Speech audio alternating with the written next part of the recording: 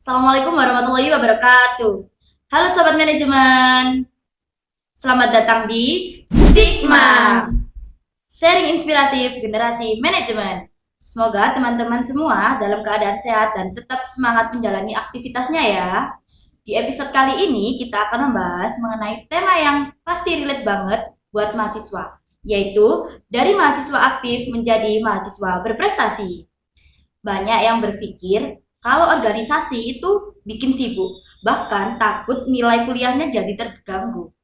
Tapi di sisi lain, ada juga mahasiswa yang bisa aktif berkegiatan, meraih prestasi, bahkan mempunyai usaha sejak masih kuliah. Nah, gimana ya caranya? Hari ini kita bakal cari tahu langsung dari narasumber kita. Semoga obrolan hari ini bisa jadi inspiratif buat Sobat Sigma yang mungkin masih ragu untuk mulai aktivitas selama kuliah. Langsung aja ya kita sapa. Halo Kak Sonaji, Halo. apa kabar? Baik, alhamdulillah. Alhamdulillah, senang sekali Kakak bisa hadir hari ini bersama kami. Boleh dong Kak memperkenalkan diri terlebih dahulu, mulai dari nama, program studi, sampai kesibukan Kakak saat ini. Ya, perkenalkan nama saya Muhammad Sunaji. Saya dari Prodi Manajemen, masuk pada tahun 2022. Kegiatan ya, kegiatan Iya. saya waktu kuliah, saya tuh dari dulu itu tertarik pada bela diri. Tapi sebelum itu belum pernah punya kesempatan buat masuk ke situ. Nah, saat masuk kuliah, barulah di sana saya melihat ada beberapa macam bela diri, ada tapak suci, pencak silat, ada taekwondo, karate, dan lain-lain.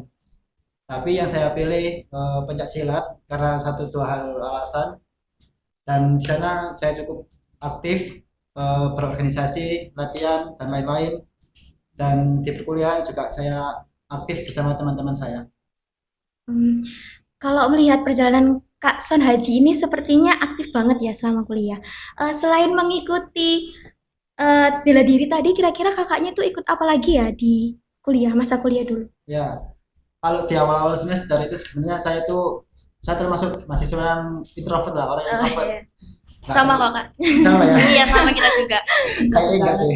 Oh, iya, kelihatan. Tapi eh, saya introvert, tapi saya di kelas itu banyak tanya ke dosen, banyak yang Hmm. banyak penasarannya gitu.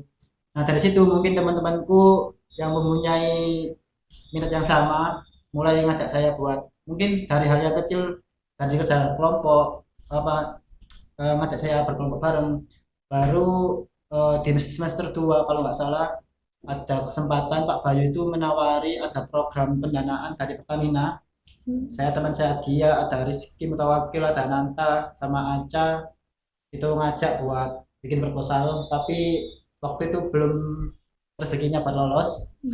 Baru habis itu kita grup ini nggak bubar, jadi lanjut terus sampai di P2MW 2024 itu bangun usaha di industri kreatif, dan alhamdulillah di tahun itu juga lolos, dan kebetulan saya juga sebagai ketua tim. Wih, Keren, keren, keren, keren, Ya, keren, keren.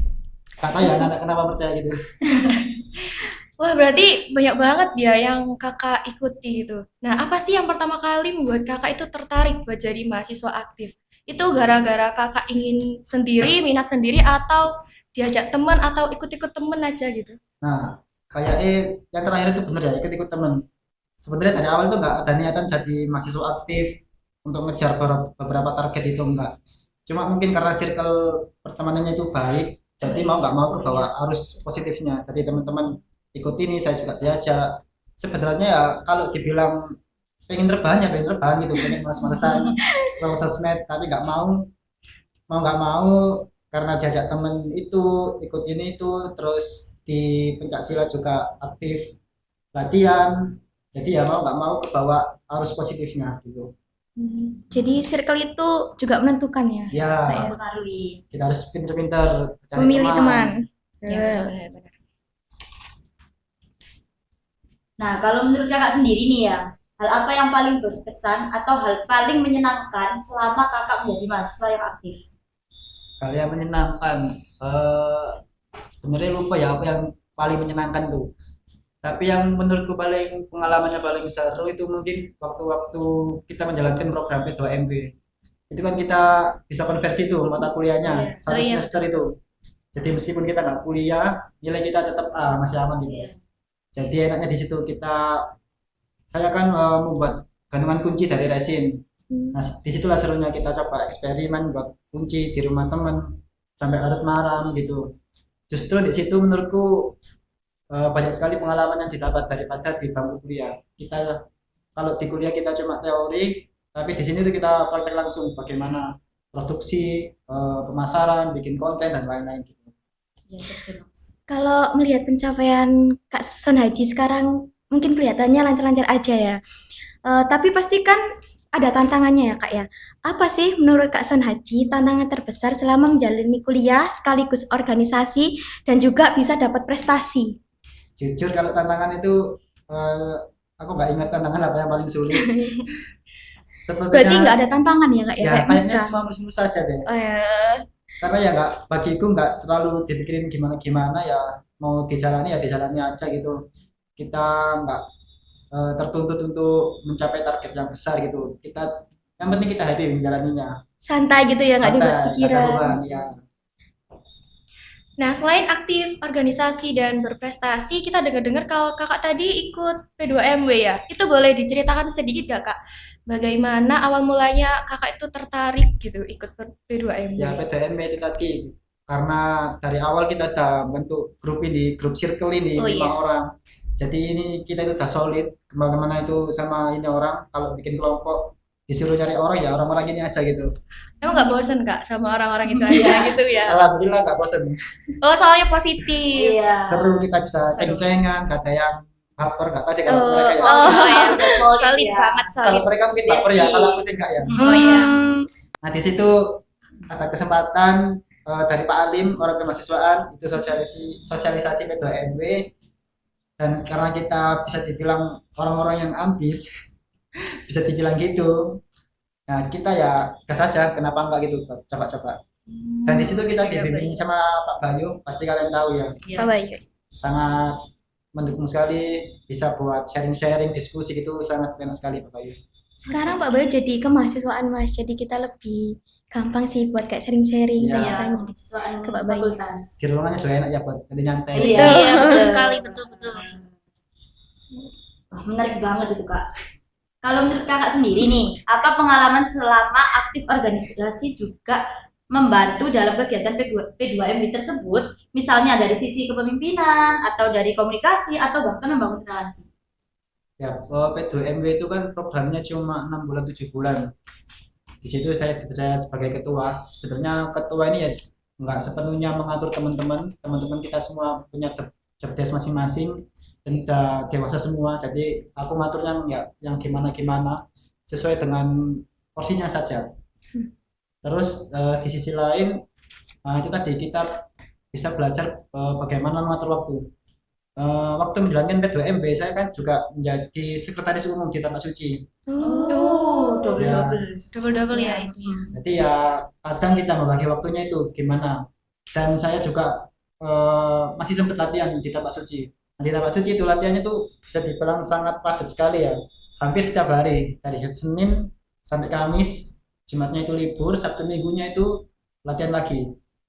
Ya, jadi kita bagaimana mengatur waktunya aja. Jujur ya kak, kita aja kadang kalau ada tugas barengan sama organisasi itu Iya. rasanya capek banget, pengen Benar. marah-marah gitu ya, gak mood gitu.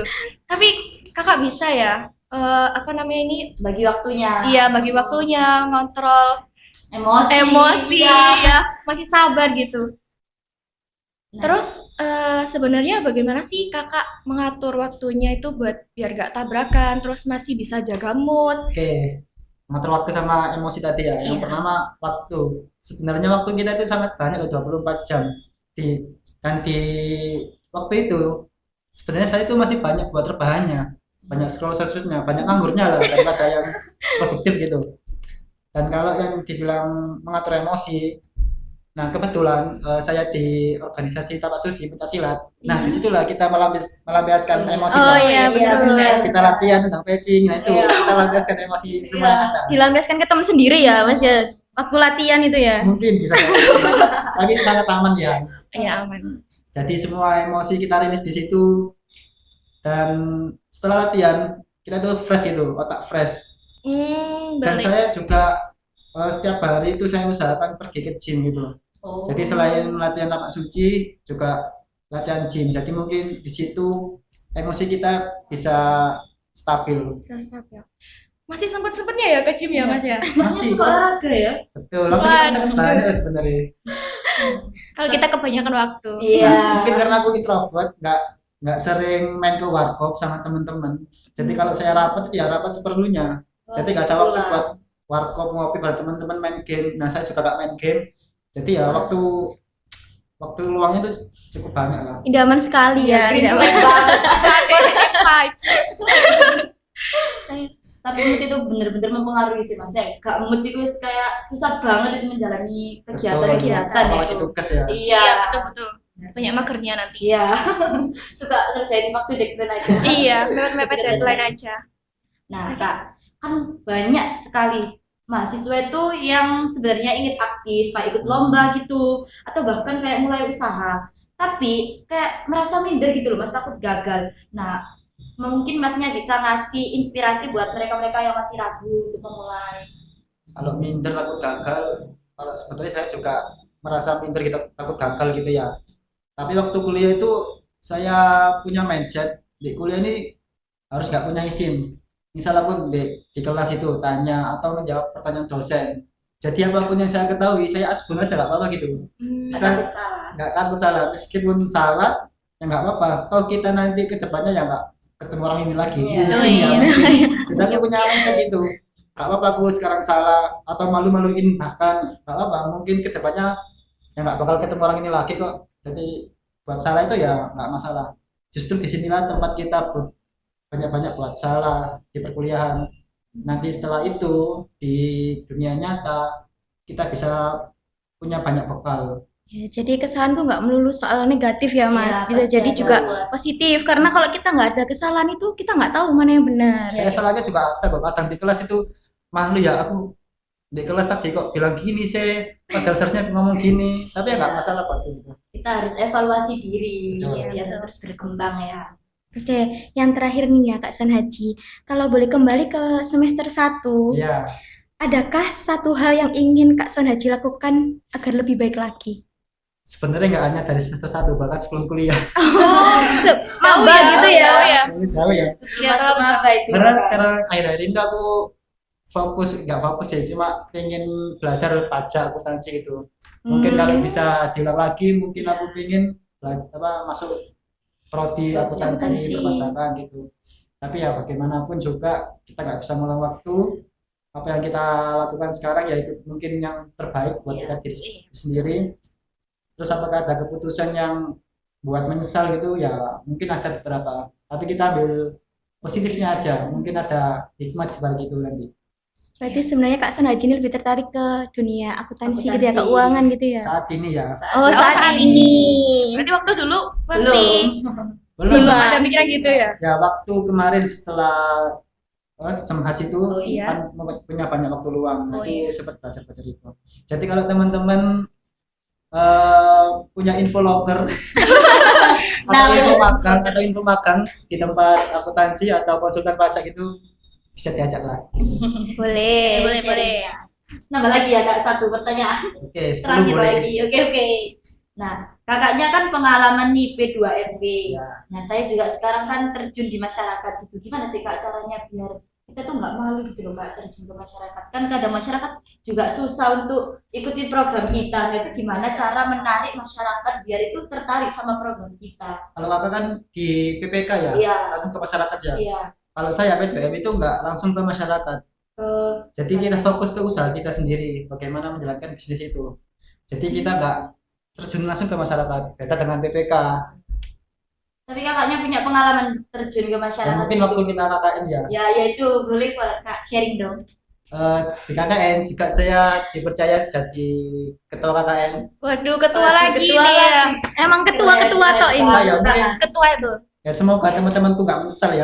Oh, enggak dong. Kan Enggak. sudah berlalu sekarang. Dan alhamdulillahnya itu masyarakat di sana perangkat desa juga itu sangat menyambut kita.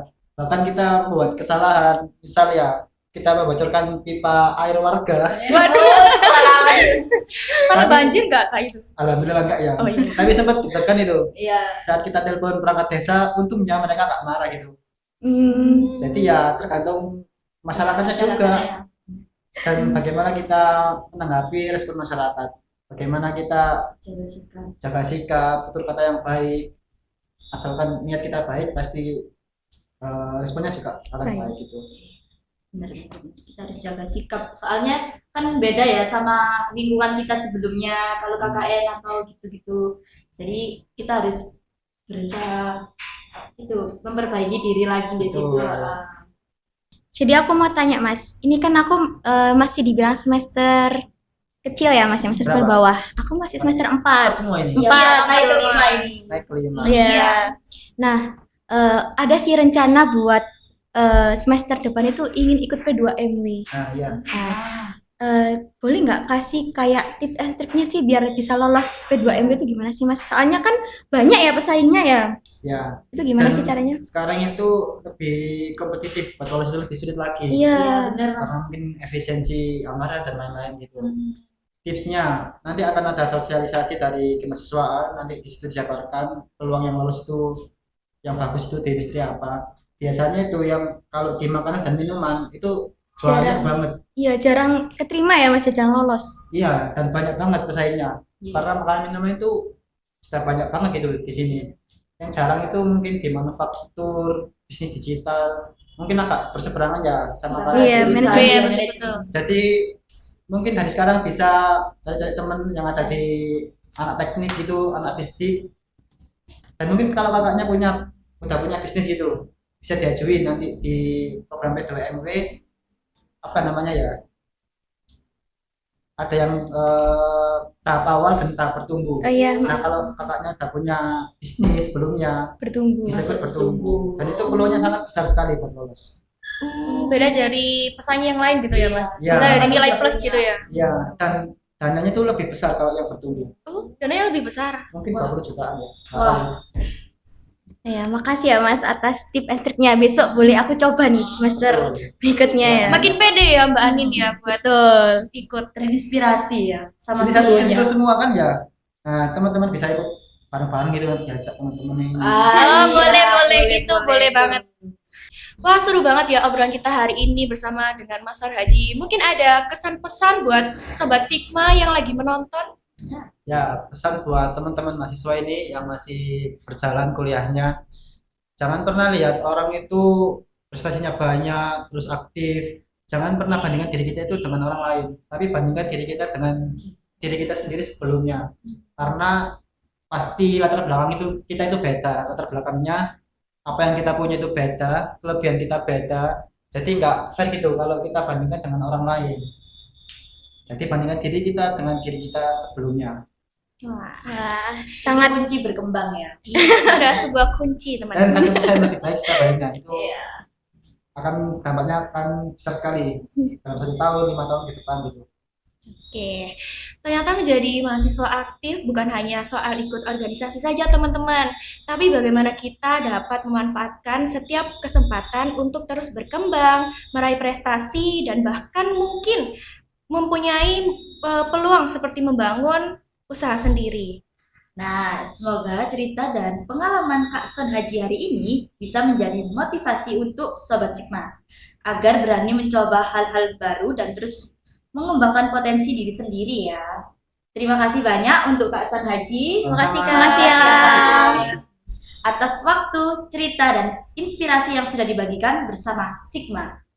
Dan terima kasih juga untuk Sobat Sigma yang sudah menyaksikan episode kali ini. Saya Putri. saya Nindya. Dan saya Nata, pamit undur diri, sampai jumpa di Sigma. episode berikutnya. Tetap semangat, terus berkembang, dan jangan pernah takut untuk memulai.